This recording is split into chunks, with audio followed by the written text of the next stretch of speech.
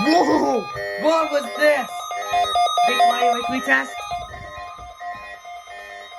Oh, so that's why. This is the National Weather Service Forecast Office in Whoa! That scared me for a second. Signal was a test of the public warning alarm system for NOAA All Hazards radio station KIH-29. During potentially dangerous weather situations, specially built receivers can be automatically activated by the signal to warn the impending hazard. Tests of the signal and receiver's performance are normally conducted each Wednesday between the hours of 11 a.m. and 1 p.m.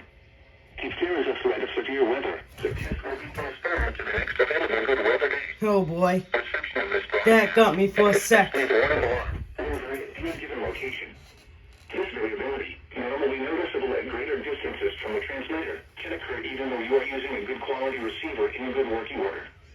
To provide the most consistent and dependable warning service possible, the warning alarm will be activated for watches and warnings affecting only the following southeast lower Michigan counties. Yep. Genesee, Saginaw, Shiawassee, Lapeer, Here we go, boys. This is the first recorded weekly test ever. This concludes the test of NOAA weather radio station KIH-29. We now return to the normal broadcast.